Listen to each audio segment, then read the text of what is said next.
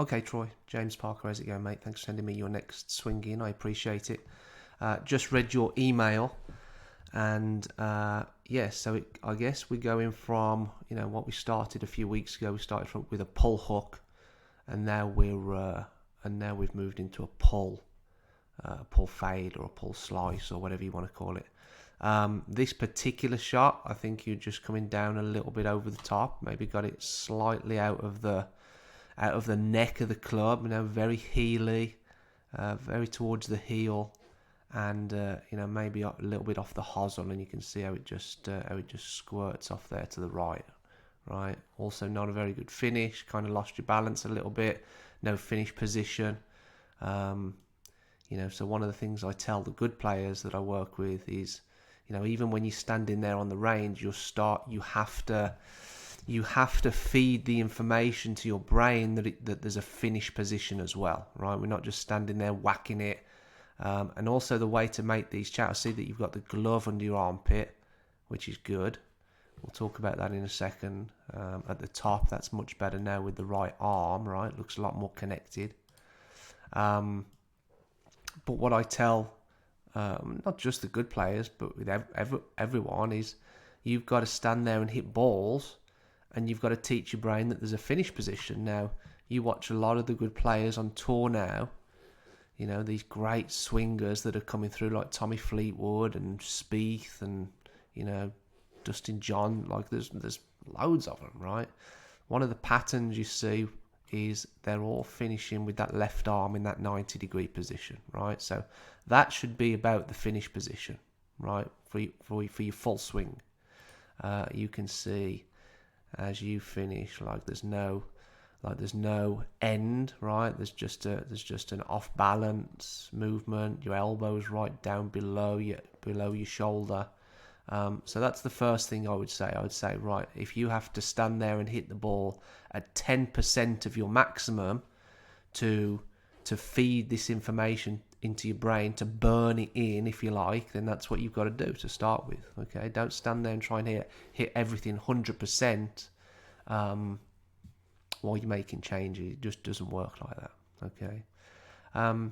So let's talk about your swing a little bit now. So like I said, like what you said in the email, we're going from a pull hook to more of a pull fade now. Now, even though this one you might be hitting a lot of them towards the heel, which is going to promote a fade, right? With the gear effect in the club. Doesn't so much happen as much with the irons as it does with the woods, but certainly if you're hitting it off center, that's going to produce a shot which curves to the right if you're hitting it off the heel, right? Still, just post impact there, you can see where your right arm is. It's still a little bit disconnected. I know you keep the glove under your arm just about, but as you're coming through, that club coming out is still a little bit too high, and also the face is whipped over a little bit too much as well, right? So you're always going to have the pattern of turning it. What I'm saying is you're always going to have that shot which turns over to the left as well, right? So for today, let's work on path, right? Let's get you swinging it more from the inside so that you're not coming at the ball so kind of not quite over the top. It's not over the top, is it? It's just a little straight through impact, right? We want the club kind of coming down at least on that top red line, right? Preferably underneath it, but you can see as you're coming down, you're just a little over the top of it, right? A little above the plane, right? Over the top, I would term as having the club out here and attacking the ball from the outside. That's kind of my interpretation of over the top. You're not over the top, you're just above the plane, right? So we're going to work on path, right? So what are the things that what changes need to take place to kind of positively alter your shot pattern, right? Well, there's a few things in the setup that we can definitely change. One thing definitely in the setup that we can change to help you hit it more from the inside, and that is having this shaft leaning forward more. Don't be afraid of getting your hands further forward, right? Get your hands more over your left thigh, right, and have that shaft leaning forward more, right? So that's the first thing. Ball position, whoops. Put that other line there, we're going to need that in a minute. Ball position's pretty good. Look like you're hitting like a, just a short iron, 7 iron, 8 iron, something like that. So ball position's pretty good. Just have your shaft leaning forward a bit more. I like the way, like I said, that I like the way that your camera angle's a little bit off. Your camera angle's a little bit behind your toes. I kind of want it over your toes to look straight down through your hand path. So the camera angle's a little bit behind where we want it. But I think there, your hands and the club are doing a tremendous job in the takeaway, right? The left arm's moved inward, hands have moved inward, gone back, and your hands and the club are kind of dissecting the base of your right bicep, right? Which is, again, the pattern you see with a lot of the pros. And you get to the top and you do a tremendous job getting up to the top as well. One of the things I look for is, if we put a line there straight up from your right shoulder, how far behind that line are your hands? And generally, if you've got your hands 3 or 4 inches behind that line, that is where you see the pros again, right? That's where you see the pros. So position-wise, very, very good going up to the top. The one thing I will say, and you've kind of stopped the sway with your head now. Your upper body is doing a much better job as you get up to the top, right? You can see your upper spine now is at pretty much 0, right? Which tells me you've just extended back up to 0. If you bent forward, say 40 degrees at the start, right?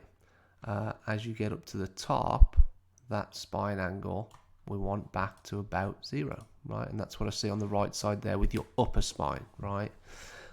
Lower body, turns are very good, right? I like the turns, and we'll talk about turns just for a second here. You look like you've increased your turns. That's better. That's better. And then as you come down, right, looking at turns by P5, left arm parallel with the ground, you see the pros, they've got the hips back to 0. By P6, right, about that, you're just before P6 there, right, kind of just skipping a frame there, just due to the camera on your phone, but just before P6 there, shoulders, maybe shoulders are about there, which is close to 0, right, so that when you come through impact, hips and shoulders very much out the way, right? So turning, again, not a problem. We haven't got a problem with the turns. As you get rid of that green line, the one thing, and again, I'm looking for patterns which are going to contribute to you coming a little bit over the plane, right? We want to get that club more underneath that top red line and attack the ball a little bit more from the inside, right? So turns are good, right? Check that box. But what I'm seeing here, right, and I'll do this in green next to your left hip, is a lot of space moving away from that red line there, right?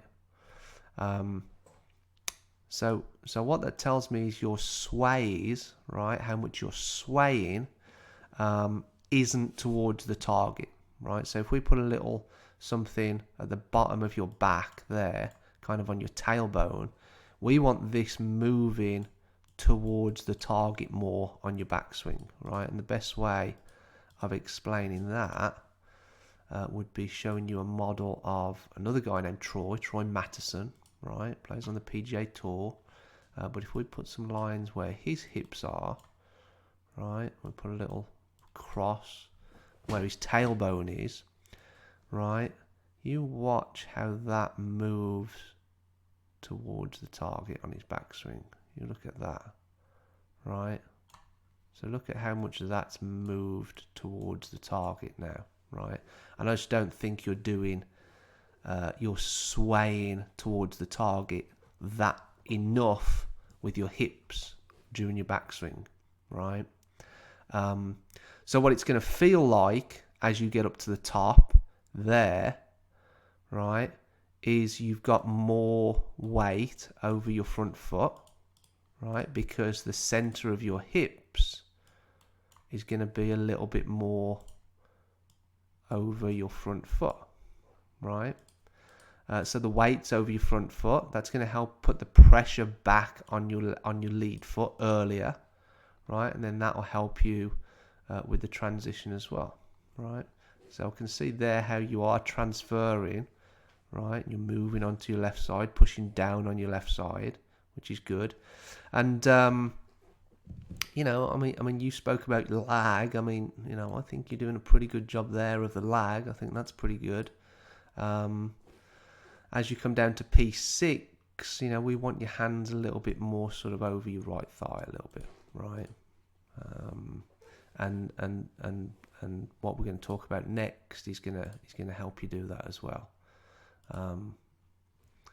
So that's what I'd change on your backswing, right? I would get you. I would maybe put a head cover in your tailbone, behind on your trousers, and I'd get a stick on the ground, and I'd focus on when you turn back, getting your tailbone or the head cover where your tailbone is. Just put it. If you look on the left side of the screen, just put it in there, right at the bottom of your back, and then get a stick on the ground, and then get the tailbone moving more towards the target, right? That'll help you. That'll help you stay forward a little bit. That'll help you come more from the inside to help you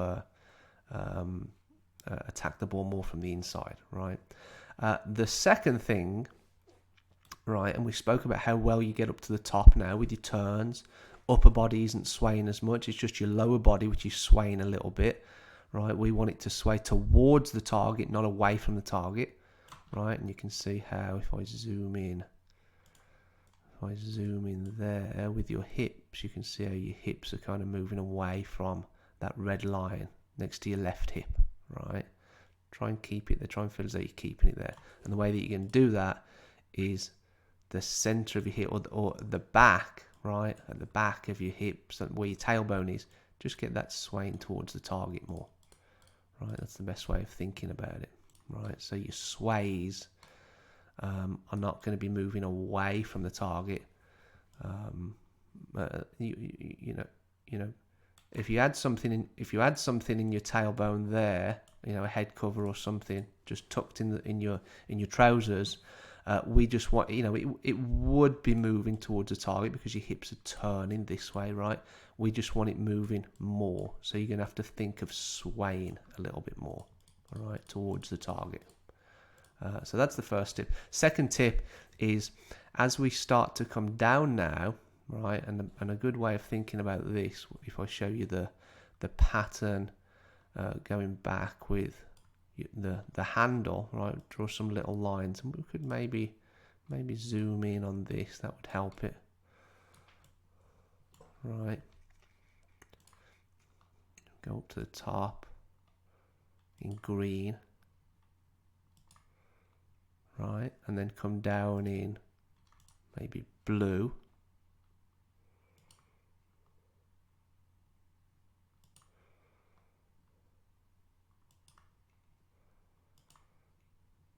right? So it's pretty much up and down the same line, right? But what you find with the pros is they go up with the green line, and then they come down a little bit over this way with the blue line with the coming down. So it's kind of like a pattern which goes up there and comes down that way, right? And what I'm saying is, if we start to incorporate that into your downswing a little bit, right, then that will help you shallow the club out, all right? So as you come down, if we get the handle moving more out here, that will let the club head drop down, and the club will start to come down more underneath the red line, right? So how are we going to do it, right? So we need something called a bit more pronation. When I want you to pronate your left forearm, and you know, the forearms is just, you know, if I move you back down to here, the forearms is just how much you're rotating each forearm, right? The best way of thinking about it would be, if you rotate your forearms, both of them, and you've got your palms facing up, right, as if you're holding a bowl of soup, that's supination, right? If you rotate your forearms and you've got your palms facing down, that's pronation, right? So the best way of thinking about it is palms up, holding a bowl of soup, supination, okay? Because you're holding a bowl of soup. If your palms are facing more down, right, and you're rotating your forearms so that your palms facing down more, that's pronation, right? So what I want you to do is I want you to pronate this left forearm, right? And that will not only help you get the butt end coming down more out, but it'll also help you shallow this club head down, right? So let's get some models up just to show you that, right? So there, go back a bit further. So there, there, there, there, there, there. Right, so it went up that way, came down that way. Right. Maybe doing red next one. Mac.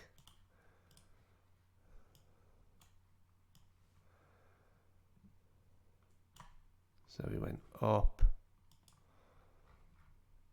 up,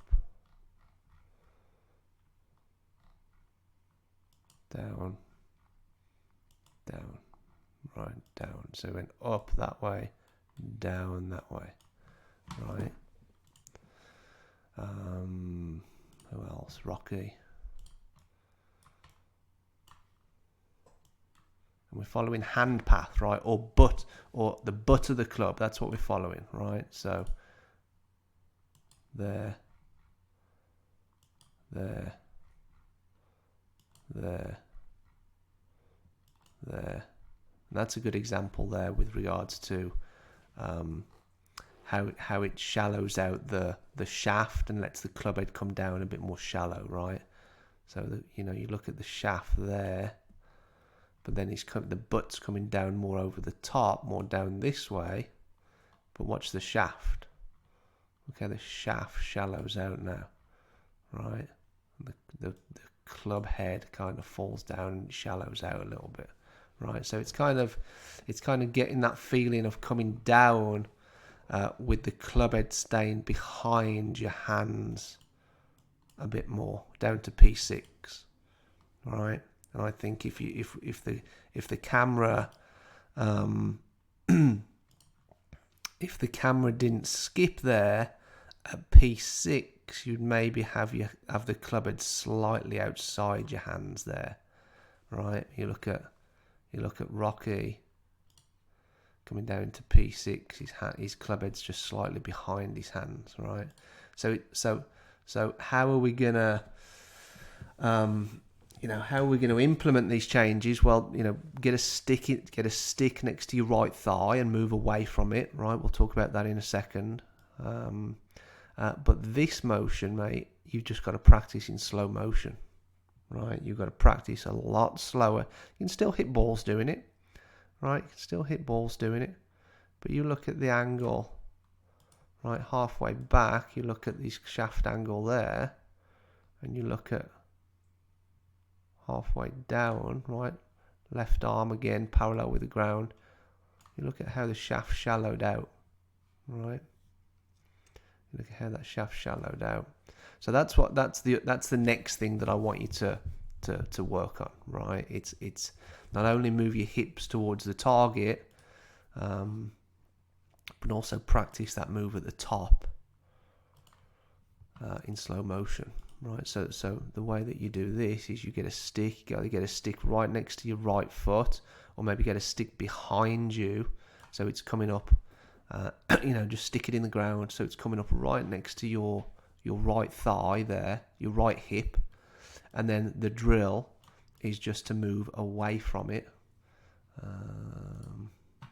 The drill is just to move away from it in your backswing. right? So also look at how I mean, you know, we want to promote not only the shaft angle, which we talked about at the start of the video, but if I draw a line down, if I put a circle where his hips are, center of his hips, and then draw a line down from there, right? Look how they're a lot closer to his lead foot than the center of your hips, coming down right in the maybe just fractionally closer to your lead foot. But you know, if we want to start building a swing which promotes a draw, which means we've got to attack the ball from the inside, that's going to really help you as well, right? So get your hips a bit more closer to your lead, over your lead foot, right? And then once there, you know, yours are just a little bit too central, right? So that's something you can do as well. Get your hips more over your lead foot, and then, like I said, if you get a stick there next to your right thigh, next to your right hip, then what we're doing is we're swaying and we're moving our hips more towards the target, right? So you watch the space he creates now next to that stick, that imaginary stick, right?